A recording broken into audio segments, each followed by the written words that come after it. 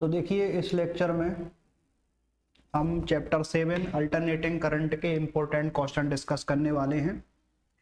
और इस चैप्टर में देखें सबसे ज़्यादा इम्पोर्टेंट जो क्वेश्चन है व्हाट इज एसी जनरेटर और right its principle construction and working. तो ये क्वेश्चन हम डिस्कस करेंगे। What is transformer, right its principle construction and working. तो इस क्वेश्चन को देखेंगे। Explain different types of energy losses in transformer. तो कितने टाइप के एनर्जी लॉसेस होते हैं हम उसकी बात करेंगे। और एक्सप्लेन एलसीआर सर्किट, इसमें आपको इलेक्ट्रिक सर्किट ड्रॉ करना है, phasor diagram, impedance, phase difference, resultant voltage, resonance frequency. तो ये सभी पॉइंट को हम डिस्कस यहाँ पर करने वाले हैं। चलिए ठीक है, फिर one by one question start करते हैं। पहला क्वेश्चन, तो what is AC generator, right its principle construction and working. AC generator होता क्या है? देखो, एसी जनरेटर एक डिवाइस होता है that convert mechanical energy into electrical energy in the form of alternating current. तो मैं यहाँ पर बिल्कुल बेसिक डेफिनेशन लिख रहा हूँ एमपी बोर्ड के अकॉर्डिंग, क्योंकि एग्जाम उनका पास में है तो ज़्यादा टाइम उनके पास है नहीं कि ज़्यादा स्टडी करने का। तो शॉर्ट में आपको बता रहा हूँ कि एसी जनरेटर एक डिवाइस होता है जो कन्वर्ट करता है मैकेनिकल एनर्जी को इलेक्ट्रिकल एनर्जी में। लेकिन आंसर किस फॉर्म में मिलता है हमें? तो आपको रिजल्ट मिलता है अल्टरनेटिंग करंट के। किस प्रिंसिपल पे ये काम करता है? तो AC generator work on the principle of electromagnetic induction. तो आप शॉर्ट में लिख सकते हैं कि इलेक्ट्रोमैग्नेटिक इंडक्शन के प्रिंसिपल पे वर्क करता है। ठीक है। और कंस्ट्रक्शन में मतलब कौन कौन से इसके पार्ट्स होते हैं तो वो आप इसमें बता सकते हैं। तो main parts of the AC generator, तो कौन कौन से इसमें पार्ट्स होते हैं? देखिए फील्ड मैग्नेट, एक काम करते हैं इसका डायग्राम ड्रॉ कर लेते हैं तो एसी जनरेटर का, उसमें हम देख लेंगे।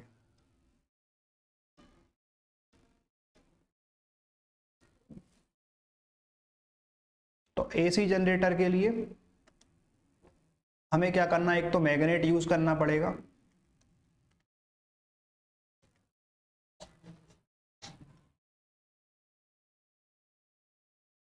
तो एक मान लेते हैं कि हमारे पास मैग्नेट है और इसके नॉर्थ एंड साउथ पोल, ये आपको ड्रॉ कर लेना है। तो ये मान लीजिए नॉर्थ पोल है और ये इसका साउथ पोल है। इसके अंदर हमें एक रेक्टेंगुलर कॉइल रखना है। चलिए रेक्टेंगुलर कॉइल बना लेंगे। रेक्टेंगुलर कॉइल में एक एंड पर हमें एक स्लिप रिंग यूज करना है और दूसरे एंड पर हमें दूसरा स्लिप रिंग यूज करना है।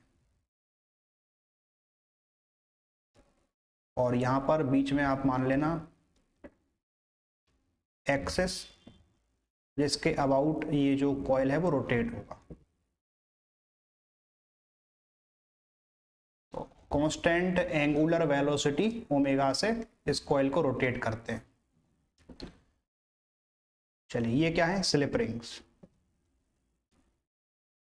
स्लिप रिंग्स यानी इसको मान लीजिए S1 और ये सेकंड स्लिप रिंग, इसको मान लेते हैं S2। स्लिप रिंग S1 को कार्बन ब्रश V1 से कनेक्ट कर देते हैं और S2 जो है उसको सेकंड कार्बन ब्रश यानी कि B2 से कनेक्ट कर लेते हैं।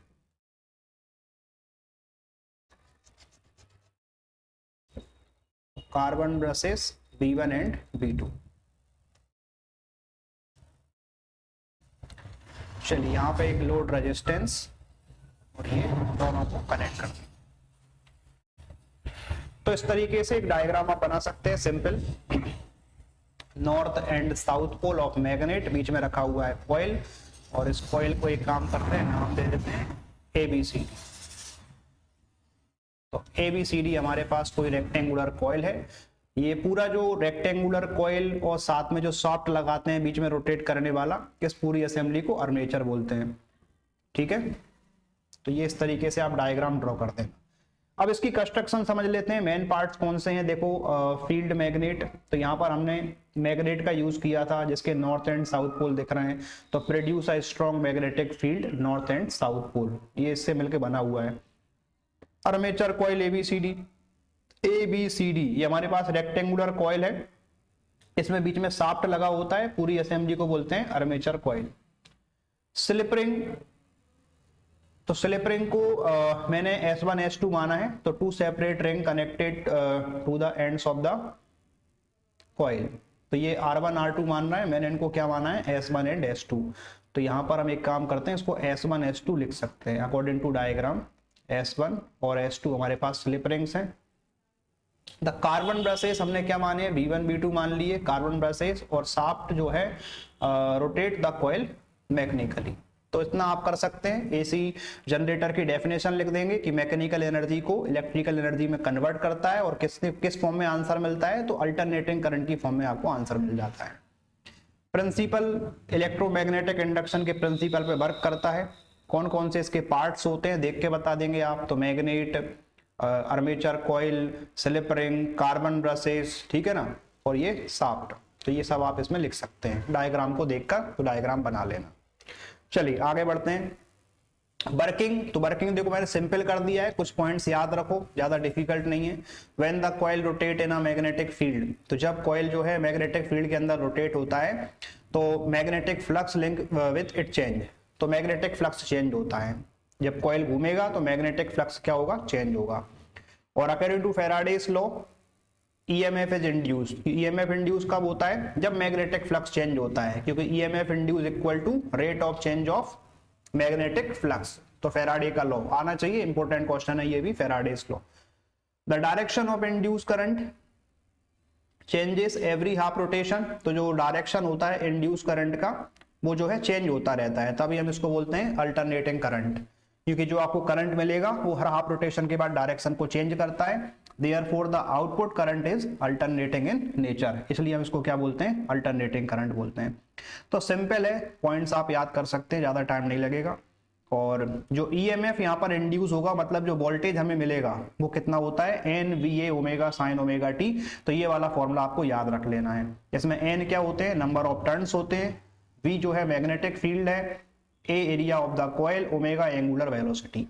इसका डेरिवेशन आप चाहें तो कर सकते हैं, बाकी अगर आपको प्रॉब्लम है तो आप ना करें, डेरिवेशन इतना भी कर दोगे तो काम हो जाएगा। फिर भी अगर अलग से क्वेश्चन आ जाता है इसके डेरिवेशन का कि EMF induce when a coil rotate in a magnetic field, तो फाइंड EMF इंड्यूस, तो ये अलग से अगर क्वेश्चन बनता है या इसमें स्पेशली पूछ लेते हैं इसका डेरिवेशन, तो फिर आप कर सकते हैं। अदरवाइज इतने से भी काम हो जाएगा, लेकिन फिर भी अगर करना है तो देखिए किस तरीके से करते हैं, डेरिवेशन में करवा देता हूँ।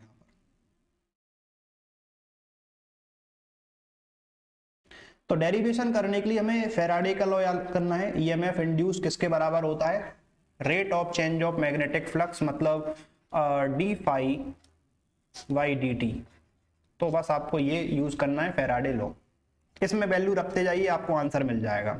अब यहाँ पर देखो डी बाई डी टी, ठीक है, ये मैग्नेटिक फ्लक्स को हम क्या लिख सकते हैं, 1 टर्न का जो फ्लक्स होता है वो होता है VA cos थीटा, लेकिन n टर्न्स हैं तो हम इसको n से मल्टीप्लाई कर देंगे, तो NBA cos थीटा हो जाएगा n टर्न का फ्लक्स। ये माइनस क्यों आ रहा है, लेंस लॉ के अकॉर्डिंग माइनस आता है। और थीटा के बारे में बता देता हूं, तो चलिए cos थीटा कैसे निकालेंगे, एंगुलर जो वेलोसिटी होती है वो होता है एंगुलर डिस्प्लेसमेंट अपॉन टाइम। तो यहां से अगर आप थीटा लिखना चाहें तो थीटा को हम क्या लिख सकते हैं, ओमेगा इंटू टी लिख सकते हैं। तो बस सेम हमें यहाँ पे रख देना है, ओमेगा इंटू टी। कुछ कांस्टेंट बाहर निकाल सकते हैं, देखिए माइनस पहले से ही बाहर था, तो n बाहर हो जाएगा, number of turn, magnetic field बाहर हो जाएगी, area of the cross section बाहर कर लेना, ये बचेगा डी बाई डी टी, और थीटा को कितना लिख सकते हैं अपन, ओमेगा टी लिख सकते हैं। तो यहां पर इसको डिफरेंशिएट कर देंगे तो आपको आंसर मिल जाएगा। तो ये चलने दो, माइनस NBA बाहर हो गया। अब cos थीटा का जो डिफरेंशिएशन होता है वो माइनस साइन थीटा होता है, तो इसका हो जाएगा माइनस साइन ओमेगा टी, लेकिन ओमेगा टी का फिर से करेंगे तो एक ओमेगा और आ जाएगा, तो फिर से करने पर कितना आएगा, ओमेगा आ जाएगा। अब ये माइनस माइनस को प्लस कर देंगे तो ये हो जाएगा आपका एन बी ए, और ये ओमेगा को आगे लिख लेता हूं मैं, तो एन बी ए ओमेगा, और ये मिल जाएगा आपको साइन ओमेगा टी। तो ये आपको मिल जाएगा डेरिवेशन ईएमएफ इंड्यूस कितना होता है, एन बी ए ओमेगा साइन ओमेगा टी। तो अगर डेरिवेशन आप कर सकते हैं तो आप कर दीजिए, कोई प्रॉब्लम नहीं है, और अगर आपको नहीं आता है तो आप इसको छोड़ भी सकते हैं, लेकिन स्पेशली अगर बोल दिया कि डेरिवेशन करो तो फिर आपको करना पड़ेगा, कोई डिफिकल्ट नहीं है, सिंपल फैराडे का लॉ यूज करना है। देख लें, चलिए आगे बढ़ते हैं, ये क्वेश्चन आपको समझ में आ गया होगा। चलिए अगला क्वेश्चन है ट्रांसफॉर्मर। तो what is transformer, right its principle, construction and working. Transformer क्या होता है, तो ट्रांसफॉर्मर जो है एक इलेक्ट्रिकल डिवाइस होती है जो अल्टरनेटिंग वोल्टेज को इंक्रीज या डिक्रीज करने के काम आती है, ठीक है ना। तो वोल्टेज को हम इंक्रीज भी कर सकते हैं, डिक्रीज भी कर सकते हैं। तो transformer is a electrical device used to increase, या इसको बोलते हैं स्टेप अप अगर वोल्टेज को इंक्रीज कर रहे हैं, और डिक्रीज कर रहे हैं फिर क्या बोलते हैं, स्टेप डाउन, एसी वोल्टेज। तो एसी वोल्टेज को इंक्रीज या फिर डिक्रीज करने वाली जो डिवाइस होती है उस डिवाइस को हम क्या बोलते हैं, ट्रांसफॉर्मर बोलते हैं। तो डेफिनेशन सिंपल है, लिख लेंगे। किस प्रिंसिपल पे काम करता है, तो it works on the principle of mutual induction. अगर आपके पास टाइम नहीं है तो आप इतना ही लिख दो, एक लाइन बस, it works on the principle of mutual induction, बस खत्म। बाकी जिसको ज्यादा बढ़ा के लिखना हो तो आप ये नीचे वाली लाइन भी लिख सकते हैं कि when alternating current flow in the primary coil it produce changing magnetic flux which cause EMF in the secondary coil. तो इतना बड़ा अगर नहीं करना है, तो टाइम अगर कम है आपके पास तो आप सिंपल एक लाइन लिखो, ये हो गया इसका प्रिंसिपल। कंस्ट्रक्शन, एक काम करते हैं, इसका डायग्राम बना लेते हैं फिर समझते हैं। देखिए, तो डायग्राम भी बनाना सीख लो, तो सिंपल है, कुछ नहीं करना है। देखो आपको यहाँ पर 2 स्क्वायर बॉक्स बना लेने हैं, रेक्टेंगुलर बॉक्स बना लेते हैं अपन।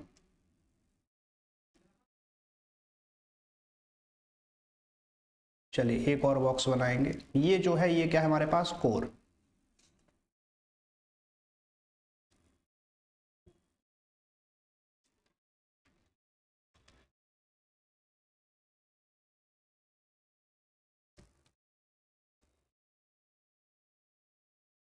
तो ये हमने बना लिया कोर। अब इसके ऊपर हमें नंबर ऑफ टर्न्स बनाने हैं। देखो प्राइमरी कॉइल के टर्न्स बना लेते हैं ये, और एसी का सोर्स है तो सिंबल इस तरीके से बनाइएगा। चलिए ये हो जाएगा एसी का सोर्स यानी कि इनपुट। अब यहां बना लेंगे अपन सेकेंडरी कॉइल, इसके लिए भी नंबर ऑफ टर्न्स हमें बनाने हैं।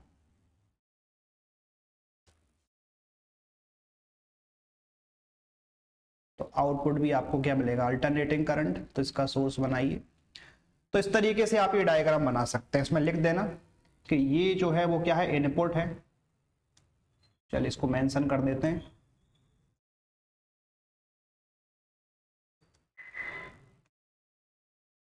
तो ये जो है इसमें ये क्या है, इनपुट।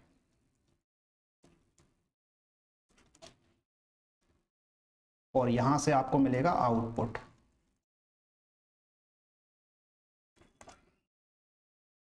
अच्छा ये कौन सी कॉइल है, प्राइमरी कॉइल।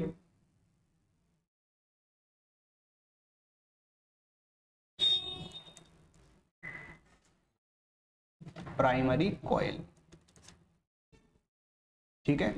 ये जो कॉइल है वो प्राइमरी कॉइल है, और इसे हम क्या बोलते हैं, सेकेंडरी कॉइल।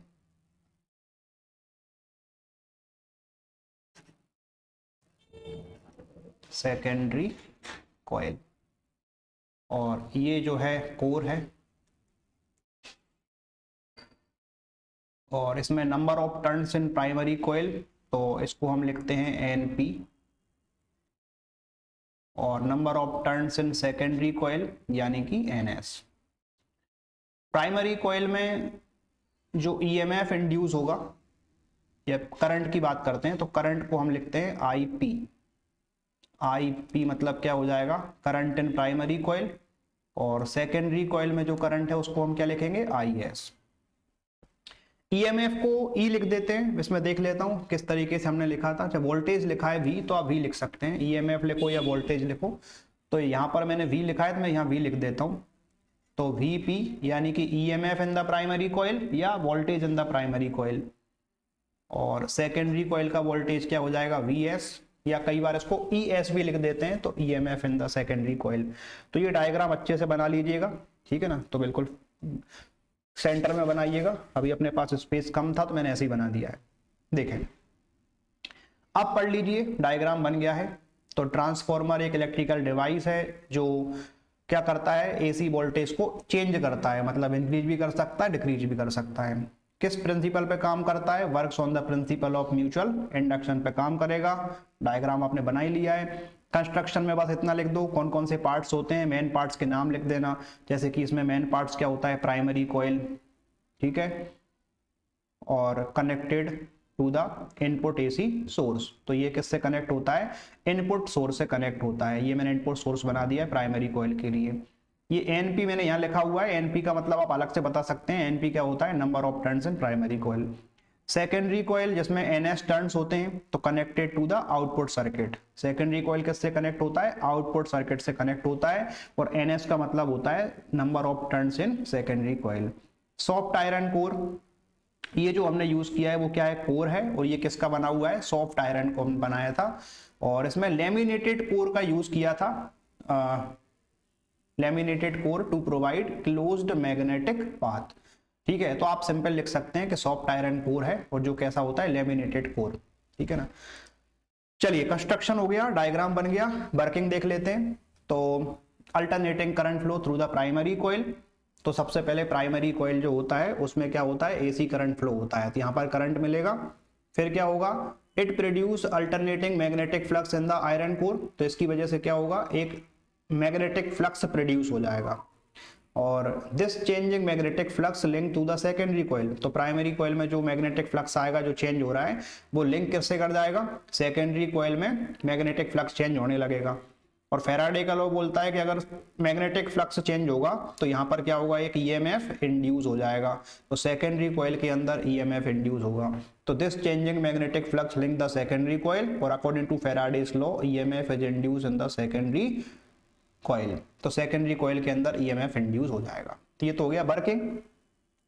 तो वोल्टेज रेशियो या ट्रांसफॉर्मर रेशियो की बात करें तो इसका डेरिवेशन भी होता है। अभी आपको टाइम नहीं है तो आप सिंपल इतना लिख लें कि voltage in the secondary coil upon voltage in the primary coil. इसको हम ट्रांसफॉर्मर रेशियो भी बोलते हैं। अगर कोई क्वेश्चन पूछ लेता है तो ट्रांसफॉर्मर रेशियो क्या होता है, VS अपॉन VP, या EMF लिखोगे तो ES अपॉन EP भी लिख सकते हैं। तो वोल्टेज का रेशियो, बट सेकेंडरी कॉइल को ऊपर रखते हैं, प्राइमरी कॉइल को नीचे रखते हैं। जितने, अच्छा, ये voltage in the secondary coil directly proportional होता है नंबर ऑफ टर्न्स के। तो अगर आपको वोल्टेज ज्यादा रन रखना है तो नंबर ऑफ टर्न्स भी ज्यादा होंगे, और अगर वोल्टेज कम करना है सेकेंडरी कॉइल में तो नंबर ऑफ टर्न्स कम हो जाएंगे। तो ये NS अपॉन NP, ये इनके क्या होता है, डायरेक्टली प्रोपोर्शनल होता है। इसको करंट के फॉर्म में भी लिखा जा सकता है, बट रखना करंट के इनवर्सली प्रोपोर्शनल होता है। तो अगर सेकेंडरी कॉइल का वोल्टेज ऊपर लिया आपने, नंबर ऑफ टर्न्स ऊपर रखे हैं, तो यहाँ पर जो करंट आएगा वो नीचे आएगा सेकेंडरी कॉइल का। तो ऊपर किसका करंट आएगा, प्राइमरी कॉइल का करंट, और अपॉन में आपको लेना है सेकेंडरी कॉइल का करंट। तो ये फॉर्मूला होता है, देखिए, ट्रांसफॉर्मर रेशियो। क्या है ये, ट्रांसफॉर्मर रेशियो। ये फॉर्मूला आप देख लें। तो स्टेप अप ट्रांसफॉर्मर, जिसमें आपको वोल्टेज इंक्रीज करना होता है, सेकेंडरी कॉइल में वोल्टेज ज्यादा रखना है तो नंबर ऑफ टर्न्स भी आप ज्यादा रखेंगे। तो NS ग्रेटर होता है NP से, स्टेप अप ट्रांसफॉर्मर में। लेकिन स्टेप डाउन ट्रांसफॉर्मर, जिसमें वोल्टेज हम कम रखेंगे सेकेंडरी कॉइल का, और सेकेंडरी कॉइल का वोल्टेज कम करना है तो नंबर ऑफ टर्न्स को हमें कम करने पड़ेंगे। तो सेकेंडरी कॉइल में टर्न्स कम होते हैं, NS is less than NP in step down transformer. चलिए ठीक है, समझ में आ गया होगा।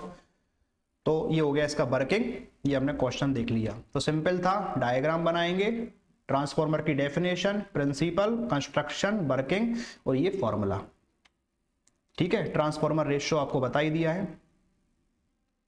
एक और बात बता देता हूं कि ट्रांसफॉर्मर रेशियो की जो वैल्यू होती है, स्टेप अप ट्रांसफॉर्मर के लिए ट्रांसफॉर्मर रेशियो की वैल्यू जो है ग्रेटर देन 1 होती है, और स्टेप डाउन ट्रांसफॉर्मर में ट्रांसफॉर्मर रेशियो की वैल्यू जो है वो लेस देन 1 होती है।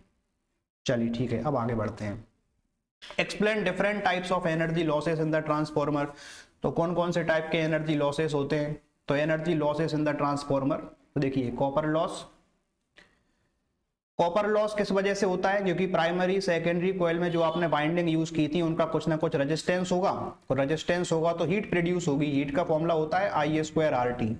तो हीट के फॉर्म में कुछ एनर्जी लॉस हो जाती है due to resistance of the primary and secondary coil. कम कैसे करें?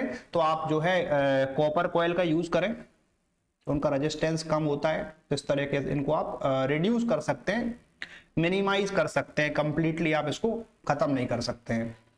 आयरन लॉस का मतलब होता है कि जो आपने कोर यूज किया था उस कोर में भी कुछ एनर्जी लॉस होता है, क्योंकि कोर के अंदर दो बातें होती हैं। देखो, एक तो क्या होता है, हिस्टेरेसिस लॉस होता है कोर के अंदर, क्योंकि बार बार मैग्नेटाइजेशन होता है, रीमैग्नेटाइजेशन होता है, फिर डीमैग्नेटाइज होता है, तो इस वजह से बार बार क्या होता है, due to repeated magnetization of the core, तो बार बार मैग्नेटाइजेशन होने की वजह से एनर्जी लॉस हो जाती है।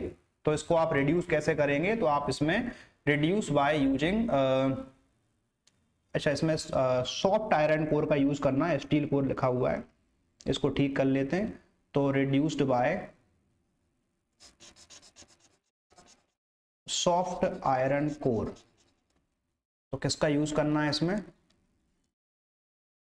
सॉफ्ट आयरन कोर का यूज करेंगे, इससे ये रिड्यूस कर सकते हैं हम इसको, क्योंकि स्टील में ज्यादा लॉस होता है, क्योंकि स्टील जो है हार्ड फेरोमैग्नेटिक मटेरियल होता है जिसमें एनर्जी लॉस ज्यादा होता है, हिस्टेरेसिस लॉस ज्यादा होते हैं। बट जो सॉफ्ट आयरन कोर होगा, तो सॉफ्ट फेरोमैग्नेटिक मटेरियल, उसमें एनर्जी लॉस कम होता है। तो ये हो गया हिस्टेरेसिस, किसकी वजह से? रिपीटेड मैग्नेटाइजेशन ऑफ कोर की वजह से होता है, तो बार बार मैग्नेटाइज होता है, डीमैग्नेटाइज, रीमैग्नेटाइज, इस वजह से। एडी करंट क्या होता है? तो देखो, कोर के अंदर थिकनेस ज्यादा होती है तो उसमें कुछ 3D में करंट प्रोड्यूस हो जाता है, इसको बोलते हैं एडी करंट। तो एडी करंट जो होता है, करंट होगा तो हीट प्रोड्यूस करेगा, तो फिर हीट के फॉर्म में एनर्जी लॉस होगी। तो हम चाहते हैं करंट कम से कम प्रोड्यूस हो, उसमें एडी करंट ना बने, तो induce current in the iron core causing heating. तो कोर के अंदर एक इंड्यूस करंट होता है जिससे हीट प्रोड्यूस होती है, तो एनर्जी लॉस होगी हीट की फॉर्म में। क्या किया जाए? तो आप उसमें लेमिनेटेड कोर का यूज करेंगे, ठीक है ना। जैसे ये कोर बना दिया, स्ट्रिप बना ली पतली, बीच में एक इंसुलेटिंग फ्लूइड डाल दिया, फिर स्ट्रिप बना ली, फिर डाल दिया बीच में इंसुलेटिंग फ्लूइड। तो लेमिनेटेड कोर का हमें क्या करना है, यूज करना है, ताकि 3D में जो करंट है वो कम से कम बने, मिनिमाइज हो सके उसको। तो एडी करंट लॉसेस को की वजह से जो होता है, यहाँ पर एनर्जी लॉस होती है। फ्लक्स लीकेज होता है कि प्राइमरी कॉइल का जो पूरा फ्लक्स है वो सेकेंडरी कॉइल में नहीं पहुंच पाता है, ठीक है, ये डायग्राम था। तो प्राइमरी कॉइल का कंप्लीट जो फ्लक्स होता है वो सेकेंडरी कॉइल में नहीं पहुंचेगा, तो फिर यहाँ पर फ्लक्स लीकेज होता है। तो इस वाले क्वेश्चन में भी आप सेम डायग्राम बना सकते हैं ट्रांसफॉर्मर का, जो अपने पिछले क्वेश्चन में बनाया था, देख लेना। तो ये होते हैं एनर्जी लॉसेस, तो समझ आ गए होंगे। कॉपर लॉसेस मतलब प्राइमरी सेकेंडरी कॉइल की बाइंडिंग में जो वायर आप यूज करोगे उस वायर के रेजिस्टेंस की वजह से हीट प्रोड्यूस होगी, उसको बोलते हैं अपन कॉपर लॉसेस। आयरन लॉसेस मतलब कोर के अंदर होगा, तो कोर के बार बार मैग्नेटाइज होने की वजह से लॉस होता है, तो उसको कम कैसे करेंगे? तो उसमें हम सॉफ्ट आयरन का यूज करेंगे, तो एनर्जी लॉस कम हो जाएगा। एडी करंट भी कोर के अंदर बनता है, तो एडी करंट को बनने से अपन कम कर सकते हैं, तो उसके लिए हमें क्या करना पड़ेगा? लेमिनेटेड कोर का यूज करना है to reduce eddy current losses. तो ये भी किसमें होता है? इंड्यूस करंट की वजह से होता है, जब आयरन कोर के अंदर करंट इंड्यूस होगा, तो करंट इंड्यूस होगा तो फिर हीट प्रोड्यूस होगी। फ्लक्स लीकेज, तो प्राइमरी कॉइल का पूरा फ्लक्स सेकेंडरी कॉइल में नहीं पहुंचता है, तो वहां पर फ्लक्स लीकेज होता है, जिसकी वजह से एनर्जी लॉस होती है। तो some magnetic flux does not link both the coil, मतलब दोनों कॉइल में नहीं पहुंच पाता, प्राइमरी का पूरा सेकेंडरी में नहीं जाता है। इसको भी कम कैसे करते हैं? तो वही सॉफ्ट आयरन कोर का यूज कर लेंगे, तो ज्यादा से ज्यादा फ्लक्स है वो पहुंच जाएगा सेकेंडरी कॉइल तक। तो ठीक है, फिर ये एनर्जी लॉसेस को मैंने एक्सप्लेन किया। अब इस चैप्टर का देखो ये एक और क्वेश्चन देख लेते हैं। Explain the following points in the LCR circuit. LCR circuit, चलिए ठीक है, तो इसका सबसे पहला क्वेश्चन है सर्किट डायग्राम बनाते हैं। चलिए ए पार्ट को सॉल्व करते हैं, सर्किट डायग्राम।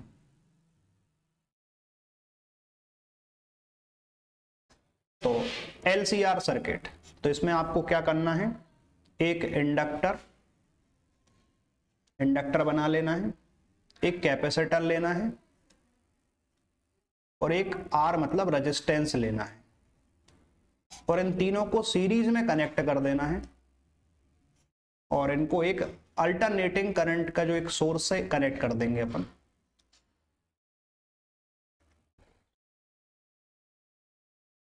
तो अल्टरनेटिंग करंट का सोर्स से इसको कनेक्ट कर देना।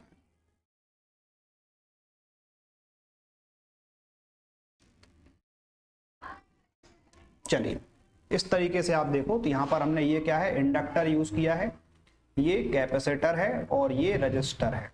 तो रेजिस्टेंस, ठीक है, रजिस्टर, कैपेसिटर और इंडक्टर, LCR, ये तीनों किसमें है, सीरीज में कनेक्ट हैं और ये AC सोर्स से हमने इसको कनेक्ट कर रखा है। डायरेक्शन ऑफ करंट हम नहीं दिखा सकते क्योंकि अल्टरनेटिंग करंट है तो डायरेक्शन लगातार चेंज होती है, बट मैंने सिंपल I करंट मान लिया कि इसमें फ्लो हो रहा है। अब एक काम करते हैं, ये तो पहला पार्ट हो गया, ए पार्ट, जिसमें आपको क्या करना था, इलेक्ट्रिक सर्किट ड्रॉ करना था। अब दूसरा पार्ट आता है इसका फेजर डायग्राम। तो फेजर डायग्राम बनाने से पहले आपको फेज डिफरेंस पता होना चाहिए कि इंडक्टर, कैपेसिटर, रजिस्टर के बीच में कितना फेज डिफरेंस है। तो वो कैसे पता करेंगे, तो देखो हमें पता होना चाहिए कि अगर हम देखें प्योरली रेजिस्टिव सर्किट में, अगर हम देखें प्योरली रेजिस्टिव सर्किट की पीक वैल्यू की बात करें तो V0R, तो उसमें करंट और रजिस्टर सेम फेज में चलते थे, ठीक है। तो VR अगर मुझे लिखना है VR, तो कैसे लिखते हैं अपन, पीक वैल्यू रखते हैं, तो पीक वैल्यू क्या हो जाएगी, V0R, तो V इक्वल टू V0 और साइन ओमेगा t। ये तो किसके हो गए, रजिस्टर के लिए हो गया। लेकिन अगर हम देखें इंडक्टर वाले केस में, तो आपने प्योरली इंडक्टिव सर्किट पढ़ा होगा और नहीं पढ़ा है तो आप सुन लो कि प्योरली इंडक्टिव सर्किट में जो करंट होता है वो 90 डिग्री एंगल से पीछे रहता है। अब करंट पीछे रहता है तो आगे कौन चलता है, वोल्टेज, तो वोल्टेज क्या होगा, आगे चल रहा होगा। तो आप एक काम करो, यहाँ पे V0L साइन और ओमेगा t, अब चूंकि वोल्टेज आगे चलता है तो आप इसमें क्या कर देंगे, प्लस π/2 कर देना। फिर हम देखते हैं VC, तो VC कैसे लिखेंगे, तो V0C साइन, और प्योरली कैपेसिटिव सर्किट में करंट 90 डिग्री से आगे चल रहा था। अगर आपको नहीं पता तो अब याद कर लो कि प्योरली कैपेसिटिव सर्किट में जो करंट होता है वो पोटेंशियल से 90 डिग्री आगे चलता है। अब जब करंट आगे चलता है पीछे कौन चलता है, पोटेंशियल। तो यहां पर हम एक काम करते हैं, 90 डिग्री पीछे रखते हैं पोटेंशियल डिफरेंस को, मतलब π/2 एंगल आपको लेना है। चलिए ठीक है, अगर आप ये 3 वैल्यू पता है तो आप फेजर डायग्राम बना पाएंगे। सर्किट डायग्राम तो हो गया, तो देख लें V equal to VR equal to V0R यानी पी की वैल्यू और साइन ओमेगा t।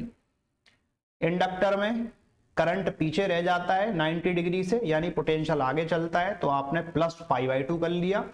कैपेसिटर वाले केस में करंट आगे होता है, मतलब पोटेंशियल पीछे रह जाता है, कितने एंगल से, π/2 से, तो हमने इसमें π/2 माइनस कर लिया। अब सेकंड जो पार्ट है कि हमें क्या बनाना है, फेजर डायग्राम बनाना है। चलिए देख लेते हैं फेजर डायग्राम। तो फेजर डायग्राम के लिए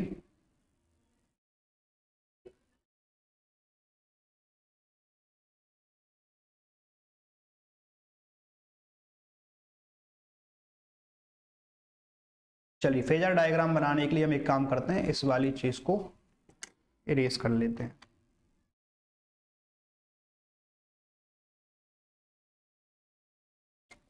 तो यहां पर हम बनाते हैं बी पार्ट यानी कि फेजर डायग्राम। अब फेजर डायग्राम बनाना देखिए काफी सिंपल है। तो आपको क्या करना है, जैसे LCR सर्किट,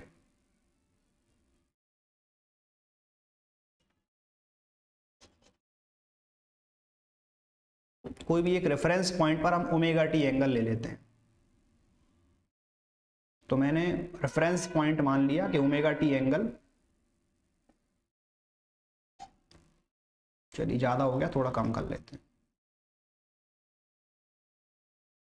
तो ये जो एंगल है वो कितना है, ओमेगा टी।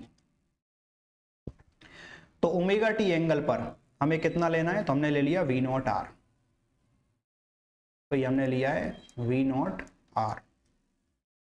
अब ओमेगा टी एंगल से हमें π/2 आगे जाना है और π/2 एंगल पीछे रहना है। तो यहां पर एक लाइन ड्रॉ करते हैं इसके परपेंडिकुलर।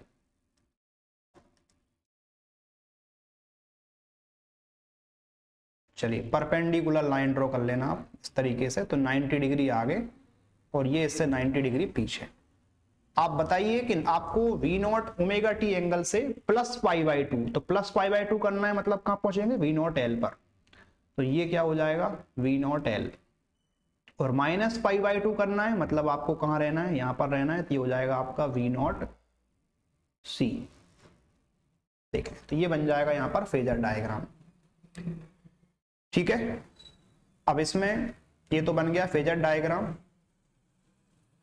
अब इसमें एक केस होता है कि जैसे V नॉट एल ग्रेटर है या V नॉट सी ग्रेटर है, तो अगर मान लेते हैं कि हम V नॉट, इसको चलो हटा देते हैं, इसका काम हो गया है, इसको अपन इरेज कर लेते हैं।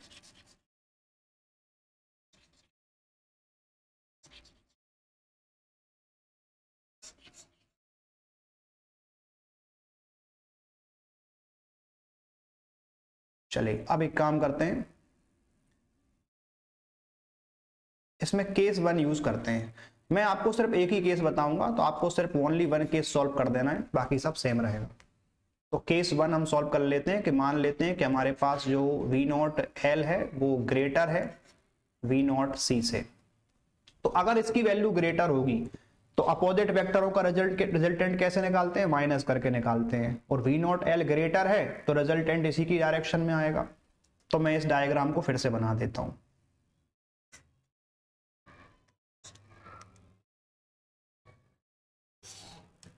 तो जैसे मैंने बनाया था यहां पर,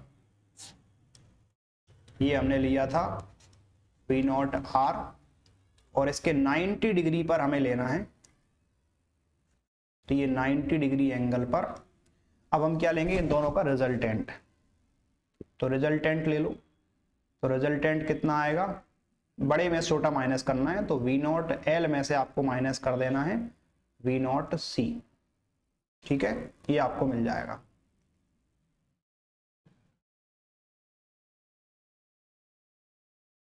V नॉट सी,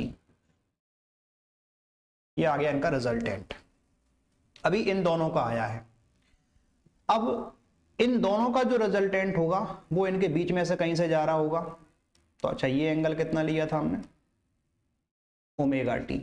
ठीक है, बीच में 90 है, और ये बीच में से कहीं से जाएगा, ये हो जाएगा तीनों का रिजल्टेंट यानी कि V नॉट। ठीक है, ये आप तीन वेक्टर की तरह ट्रीट करें इनको। पहले हमने इन दोनों का रिजल्टेंट निकाला, कितना आया, V naught L minus V naught C, क्योंकि मैंने V नॉट एल को ग्रेटर माना है। अगर आप V नॉट सी को ग्रेटर मानोगे तो आपका रिजल्टेंट नीचे की तरफ आ जाएगा, तो उससे कोई दिक्कत नहीं, हम एक ओनली 1 केस सॉल्व करेंगे और आपको भी एक ही केस सॉल्व करके आना है। चलिए, तो ये तो हो गया फेजर डायग्राम, जो कि हमारा सेकंड पार्ट था कि भैया फेजर डायग्राम बनाओ। अब तीसरा है इम्पीडेंस फाइंड करो। चलो इम्पीडेंस फाइंड कर लेते हैं, फिर निकालेंगे अपन फेज डिफरेंस। अच्छा, फेज डिफरेंस बता देता हूं। देखो, ये जो हमारे पास है V नॉट, तो V नॉट का हमें क्या निकालना है, फेज डिफरेंस फाइंड करना है। तो कितना फेज होगा वो आपको इसमें फाइंड करना है। तो मान लेते हैं कि ये जो है वो मान लीजिए फाई एंगल पर है। कितना एंगल है, फाई। तो ये जो फाई एंगल है ये क्या हो जाएगा, फेज डिफरेंस हो जाएगा, क्योंकि तीनों का जो रिजल्टेंट आ रहा है वो कितना आ रहा है, V नॉट आ रहा है। और हमने रेफरेंस कहां से ले रहे थे, तो ये ओमेगा टी, यहां से इसका फेज कितना था, ओमेगा टी। तो ओमेगा टी और इसका फाई, इनके बीच में फेज डिफरेंस हमें कितना मिल रहा है, दोनों के बीच का फेज डिफरेंस कितना आ रहा है, फाई आ रहा है। तो दोनों के बीच का फेज डिफरेंस मतलब फाई हमें फाइंड करना। तो फाई अपन निकाल लेंगे अगले केस में, बट अभी हमें क्या निकालना है, इसमें इंपीडेंस फाइंड करना है। तो इंपीडेंस वेरी सिंपल, इंपीडेंस होता क्या है, पहले ये देखो। देखो, रेजिस्टिव सर्किट में रेजिस्टेंस होता है, इंडक्टर वाले सर्किट में क्या होता है, इंडक्टिव रिएक्टेंस होता है, इसको अपन XC लिखते हैं।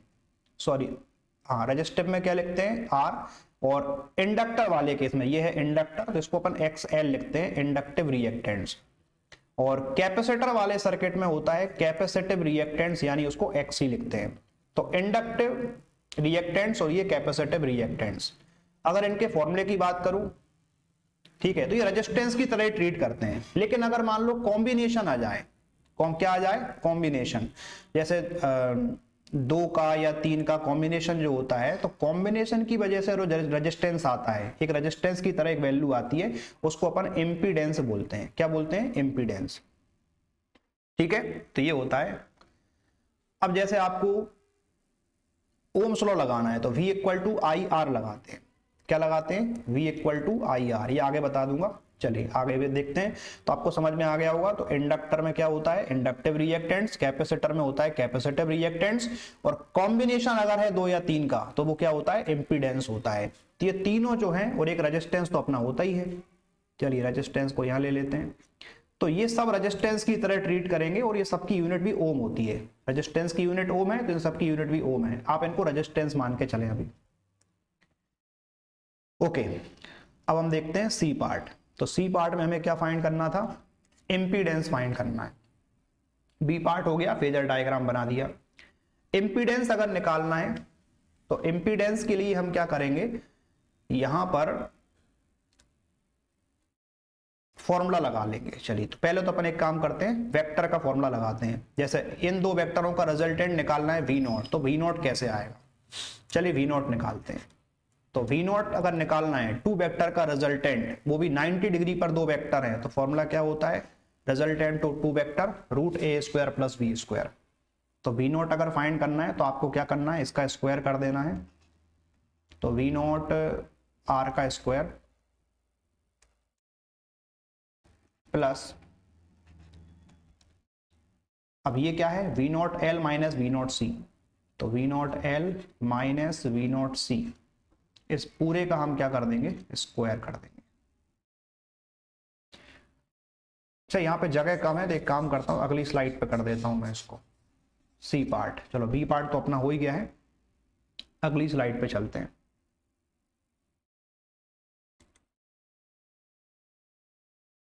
चलो इस स्लाइड पर फाइंड कर लेते हैं। तो रिजल्टेंट हमें फाइंड करना था, रिजल्टेंट यानी कि वी नॉट।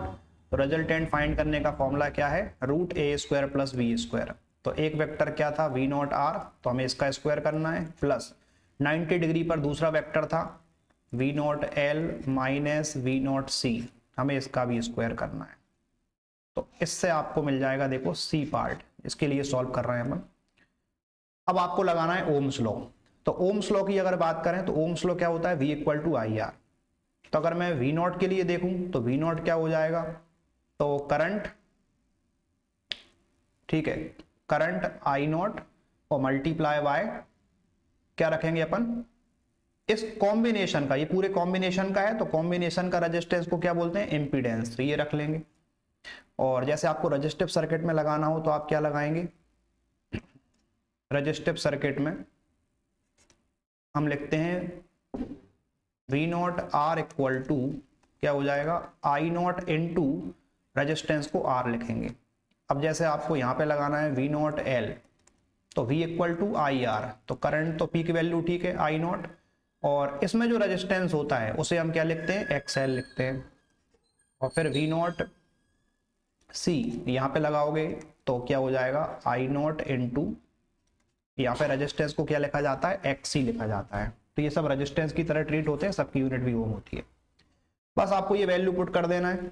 चलिए रख लेते हैं वैल्यू।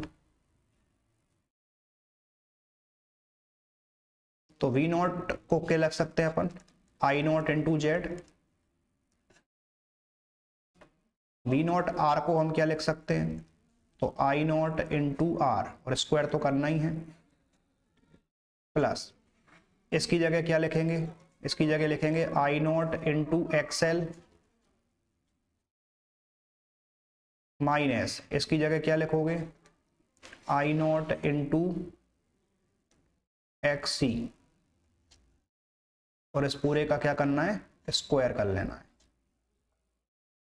तो सिंपल मैंने ओम्स लॉ लगा दिया, ये सब नहीं लिखोगे, डायरेक्ट आप करोगे तब भी चल जाएगा। V equal to I R, तो आई नॉट इंटू जेड, यहाँ पे भी आई नॉट इंटू आर, यहाँ पे आई नॉट इंटू एक्सएल, और इसमें आई नॉट इंटू एक्सी। चलिए ठीक है, ये हो गया। अब इसको ऐसे ही चलने दो, आई नॉट इंटू जेड, जेड अपन को फाइंड करना है, तो बाकी देखो सॉल्व कर लेते हैं। अब एक काम करता हूं, मैं डायरेक्ट कर देता हूं, क्योंकि इसमें ज्यादा स्टेप बढ़ जाएंगी और आपका क्वेश्चन लेंथी हो जाएगा। देखो यहाँ पे स्क्वायर करने पर आई नॉट स्क्वायर आएगा, यहाँ भी देखो आप आई नॉट स्क्वायर आएगा, इसमें भी आई नॉट स्क्वायर आएगा। आई नॉट कॉमन निकाल लेना और स्क्वायर करेंगे तो आई नॉट स्क्वायर आएगा, इसमें भी आई नॉट स्क्वायर आ रहा है। अब इन दोनों में से कॉमन निकालेंगे तो आई नॉट स्क्वायर कॉमन आ जाएगा, रूट से बाहर निकाल देना, आई नॉट बाहर हो जाएगा। समझ में नहीं आ रहा ऐसे ही देख लो आप, सिंपल कैलकुलेशन है। तो अंदर क्या बचा हमारे पास, तो अंदर बचेगा आपके पास, देखिए आई नॉट तो चला गया बाहर, तो ये हो गया आर स्क्वायर, और यहाँ पे बचेगा आपका एक्सएल माइनस एक्स सी का होल स्क्वायर, ये बचेगा। अब इसमें आई नॉट से आई नॉट कट जाएगा, तो आपको ये जेड मिल जाएगा, और जेड को हम क्या बोलते हैं, इम्पीडेंस। तो इम्पीडेंस का फॉर्मूला आ गया देखो, R square plus XL minus X C का, सॉरी पूरा होल स्क्वायर नहीं है ये, एक्सएल माइनस एक्स सी का होल स्क्वायर। रूट को थोड़ा बड़ा लगा देता हूं, ये हो जाएगा इम्पीडेंस। ठीक है, तो ये समझाने के लिए था, आपको नहीं लिखना है तो आप डायरेक्ट ये कर सकते हैं, मेन पार्ट ये है इसका। तो ये इस तरीके से आप इम्पीडेंस फाइंड कर लेंगे, सी पार्ट हो जाएगा। अच्छा देखो, सी के बाद डी पार्ट में फेज डिफरेंस निकालना है। तो फेज डिफरेंस बहुत सिंपल है, ठीक है। डी पार्ट में क्या चाहिए, फेज डिफरेंस। तो फेज डिफरेंस का मतलब आपको फाई निकालना है, तो मैं डी पार्ट को यही कर देता हूं। देखो डी पार्ट में हमें क्या चाहिए था, फेज डिफरेंस। तो ये सी बाद में देख लेना, डी पार्ट यही कर देते हैं, छोटा सा है। तो फेज डिफरेंस के लिए हम निकालते हैं टेन फाई निकाल लेते हैं। क्या निकाल लेते हैं, टेन फाई। अब टेन क्या होता है, परपेंडिकुलर अपॉन बेस। तो देखो फाई के पास वाला बेस होगा और इसके 90 डिग्री पर परपेंडिकुलर होगा, तो ये है परपेंडिकुलर। तो यहां पे ले लो आप V not L minus V naught C, ठीक है, परपेंडिकुलर, और अपॉन में क्या रख देंगे, बेस। तो बेस में कितना है, वी नॉट आर, ठीक है। तो इस तरीके से आप सॉल्व कर लेंगे। तो यहां पर भी देखो जगह कम है, तो मैं इसको अगली स्लाइड पे कर देता हूं, डी पार्ट। बाकी आपको समझ में आ गया, करना क्या है, परपेंडिकुलर अपॉन बेस करना है। तो V not L minus V naught C, ये हो जाएगा परपेंडिकुलर और अपॉन में बेस, तो आपको 10 फाइव मिल जाएगा। अपन आगे सॉल्व कर लेंगे इसको। चलिए सी पार्ट तो हो गया, अब देखो डी पार्ट।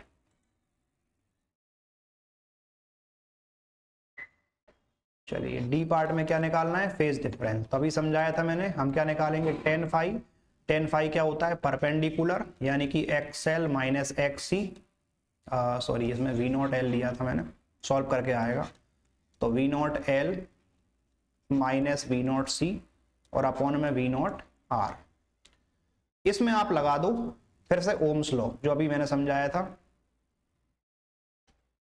तो टेन फाई को चलने दो, इसको ओम्स लॉ से क्या लिख सकते हैं, V equal to I R, तो इसको आई नॉट इंटू एक्सएल लिख सकते हैं, और इसको हम क्या लिख सकते हैं, आई नॉट इंटू एक्स सी लिख सकते हैं, ठीक है। और अपॉन में इसको क्या लिखेंगे, आई नॉट इंटू आर। अब आई नॉट ऊपर से कॉमन आ जाएगा, तो आई नॉट कॉमन आ गया, तो ये क्या बचेगा, एक्सएल माइनस एक्स सी, और अपॉन में क्या चल रहा है, आई नॉट इंटू आर। तो आई नॉट से आई नॉट कैंसिल कर देना, और ये चल रहा था अपना 10 फाई। अब 10 को उधर भेज देना, तो आंसर आ जाएगा फाई, यानी कि फेज डिफरेंस। तो 10 जाके क्या बनता है, 10 इनवर्स, और ये आपको मिल जाएगा XL minus X C upon R, ये आ जाएगा, देख लें।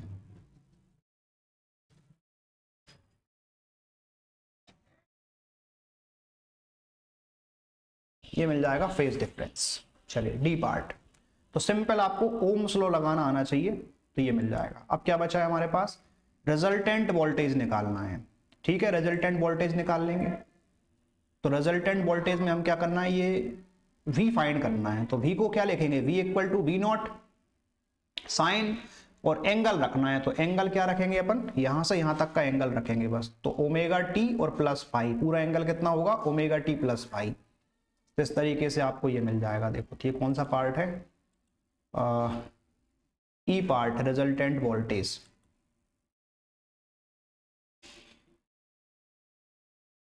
चलिए ई पार्ट देख लेते हैं। तो रिजल्टेंट वोल्टेज, यानी कि हमें इसमें V फाइंड करना है, तो V को क्या लिखेंगे, V नॉट, P की वैल्यू, और यहाँ रखेंगे साइन, और अंदर रखेंगे फेस। तो फेस में देखिए ओमेगा टी तो रेफरेंस हमने लिया था, और उसमें से कितना एंगल प्लस करना पड़ेगा, पाई एंगल, जो फेज डिफरेंस था वो प्लस करेंगे, तो यह आ जाएगा देखिए P equal to V not sine omega T plus pi, resultant voltage आ जाएगा। चलिए अब क्या बच रहा है, रेजोनेंट फ्रिक्वेंसी एफ पार्ट। चलो इसको देख लेते हैं, एफ पार्ट। इसमें जितना क्वेश्चन पूछेगा उतना करना है। लास्ट है देखो रेजोनेंट फ्रिक्वेंसी, तो वो कब आती है, रेजोनेंट फ्रिक्वेंसी आपको तब मिलेगी रेजोनेंस की कंडीशन में। रेजोनेंस कब होता है, रेजोनेंस तब होगा जब ये V नॉट एल और ये V नॉट सी ये दोनों इक्वल हो जाएंगे, या डायरेक्ट भी अपन इसको लिख सकते हैं कि XL इक्वल टू XC होना चाहिए। क्या होना चाहिए इसके लिए, XL इक्वल टू XC। अगर ऐसा है तो आपको मिल जाएगा, तो डायरेक्ट करवा देता हूं। रेजोनेंस की कंडीशन है कि XL किसके बराबर होना चाहिए, XC के बराबर होना चाहिए। अब XL जो है इंडक्टिव रिएक्टेंट्स, इसका फॉर्मूला होता है ओमेगा इंटू एल, और कैपेसिटिव रिएक्टेंट्स का फॉर्मूला होता है 1 अपॉन ओमेगा सी। तो ओमेगा को इधर ले जाना तो ये बन जाएगा ओमेगा इंटू ओमेगा यानी कि ओमेगा स्क्वायर, और एल को इधर डिवाइड में ले आना तो एल सी बन जाएगा। अब स्क्वायर को भेजेंगे तो ये रूट में आ जाएगा, तो रूट के अंदर आ जाएगा, 1 का रूट तो 1 होता है, और ये आ जाएगा रूट एल सी। तो ये मिल जाएगा आपको रेजोनेंट फ्रिक्वेंसी। चलो ओमेगा मिल गया, और चलिए ओमेगा तो मिल गया, ओमेगा इक्वल टू कितना आ गया, 1 अपॉन रूट एल सी। अब ओमेगा को हम 2 पाई एफ भी लिख सकते हैं, क्या लिख सकते हैं, 2 पाई एफ। तो ये चल रहा है अपना 1 अपॉन रूट एल सी। अगर आपको फ्रिक्वेंसी एफ फाइंड करना है तो ये 2 पाई डिवाइड में आ जाएगा, तो ये बन जाएगा 1 upon 2 pi root L C, linear frequency. ठीक है, तो ये इस तरीके से क्वेश्चन कंप्लीट होता है, देख लें। ठीक है, इस क्वेश्चन को देखो एक तरीके से सिंपल भी कर सकते थे अपन, जैसे अगर आपको वी नॉट एल वगैरह नहीं लेना है तो इसकी जगह अगर आप डायरेक्ट यूज करेंगे तो आपको ओम्स लॉ लगाना नहीं पड़ेगा। एक तरीका और है इसको करने का कि वी नॉट एल की जगह हम क्या ले सकते हैं, यहाँ पर एक्स एल ले सकते हैं। चलो एक तरीके से और बता देता हूं मैं, डायरेक्ट अगर करना है, और इसकी जगह पे हम क्या ले सकते हैं, एक्स सी ले सकते हैं, और फिर इसकी जगह पे हम डायरेक्ट क्या ले सकते हैं, रेजिस्टेंस ले सकते हैं। तो ऐसा अगर करोगे तो उस केस में आप डायरेक्ट भी कर पाएंगे। तो फिर यहाँ पे क्या लेना पड़ेगा आपको, एक्स एल माइनस एक्स सी, तो यहाँ पे क्या आ जाएगा आर। तो डायरेक्ट आपको इंपीडेंस भी मिल सकता है, क्या मिल जाएगा, इंपीडेंस। तो वो डायरेक्ट केस बन जाएगा जिसमें आप निकाल सकते हैं। चलिए ठीक है, तो ये थोड़ा सा लॉन्ग मेथड आपको मैंने समझा दिया। अगर सॉल्व करना होता है इसको तो मैं वो ही बता देता हूँ, किसी को अगर दिक्कत आती है इस मेथड में तो एक तरीका और है, देखो डायरेक्ट अगर आपको इम्पीडेंस फाइंड करना है, इम्पीडेंस का कौन सा पार्ट था, सी पार्ट, बाकी सब तो सेम चलेगा, इम्पीडेंस वाले केस में सी पार्ट के लिए सेकंड मेथड।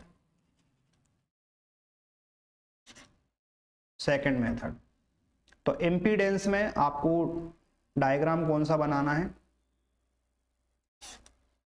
चलिए ये है, यहाँ पर रेजिस्टेंस लेना है पोटेंशियल डिफरेंस की जगह, और यहाँ पर आपको लेना है एक्स एल, यहाँ पे लेना है एक्स सी, और जब दोनों का रिजल्टेंट निकालेंगे, ये एंगल तो ओमेगा टी है, और दोनों का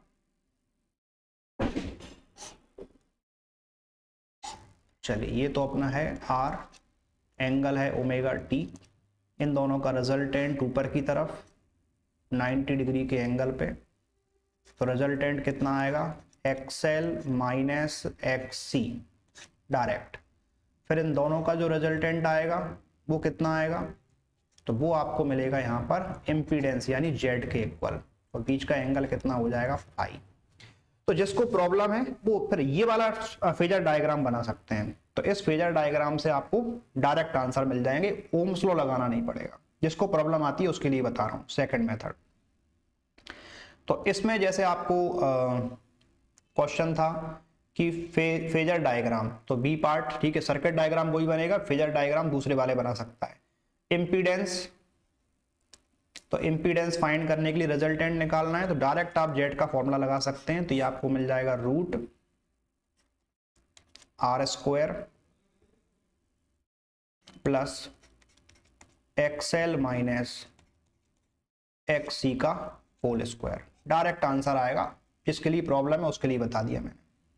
ठीक है, तो देखो ये हो गया आपका बी पार्ट जिसमें आपको फेजर डायग्राम बनाने थे, सी पार्ट जिसमें इम्पीडेंस निकालना था, वेरी शॉर्ट, और सी के बाद डी पार्ट में फेज डिफरेंस। तो फेज डिफरेंस का भी डायरेक्ट आ जाएगा, देखो यहाँ से जैसे आपको टेन फाई चाहिए तो टेन फाई क्या होगा, परपेंडिकुलर अपॉन बेस। तो कौन है परपेंडिकुलर पे, एक्स एल माइनस एक्स सी, और अपॉन बेस में कौन है आर। ये देखो जल्दी जल्दी आंसर आ रहे हैं, ये आ गया आपके पास। इस पाई को 10 को उधर भेज देना तो ये बन जाएगा आपका 10 inverse X L minus X C upon R. ये देखो, तो जिसको दिक्कत है क्वेश्चन नहीं छोड़ना है, वेरी इंपॉर्टेंट क्वेश्चन है। जिसको प्रॉब्लम आएगी वो सेकंड मेथड यूज कर सकता है, जिसमें सेकंड मेथड में हमने क्या किया है, ये इसको मैं अंडरलाइन कर देता हूं, सेकंड मेथड ये वाली, ठीक है, सेकंड मेथड यूज करेंगे।